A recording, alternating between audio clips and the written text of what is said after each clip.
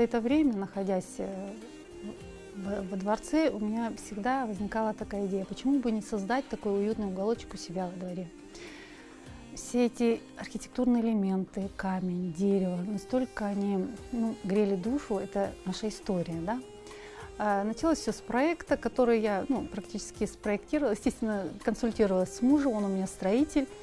И началось все, естественно, с сбора материала, потому что это был камень, это было дерево, все натуральное, все природное, да, вот именно оно и включает все вот эти вот элементы архитектурные, именно восточные, да, и я хотела придерживаться именно этого принципа.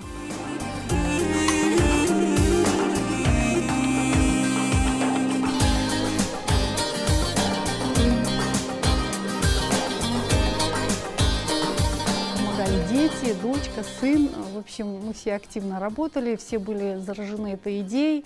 Камни подбирались буквально вот по одному. Этот камень мы собирали с мужем, получилась очень прекрасная стена. Вот, и потом мы купили, какое-то количество нужно было докупить, не какое-то, а приличное. Все вот эти элементы декора, все вырезалось вручную. Элементы вот эти все архитектурные, естественно, это образцы с ханского дворца, которые вот в наше современное время. Я подошла к плотнику и попросила маленький эскиз. Он мне пошел навстречу, я просто взяла его, перекопировала, и муж вырезал затем вот эти вот все элементы.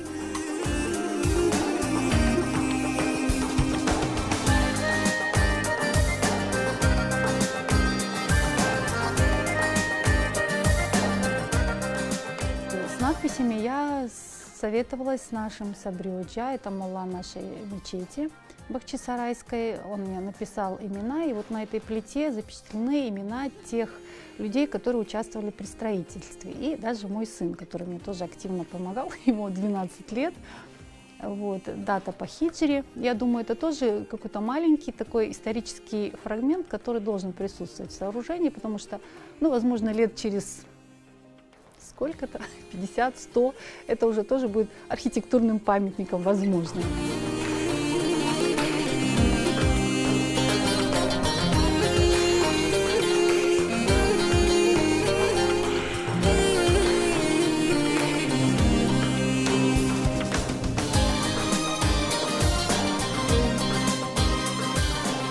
Того количества камней, которые мы один раз закупили, я буквально нашла камни, которые, у меня просто сразу возникло, это же просто реальная чешме уже готовая, вот материал для чешме. Мне сказали, Гуль, как, что? Я говорю, нет, это будет здорово, ребят, поверьте, давайте попробуем. И, в общем, установили мы эти камни, они прям как будто действительно были уже заточены. Вот. А надписи я уже нанесла орнамент позже. Это крымско-татарский орнамент, и, то есть уже такой современной интерпретации, они на фонтане изображены.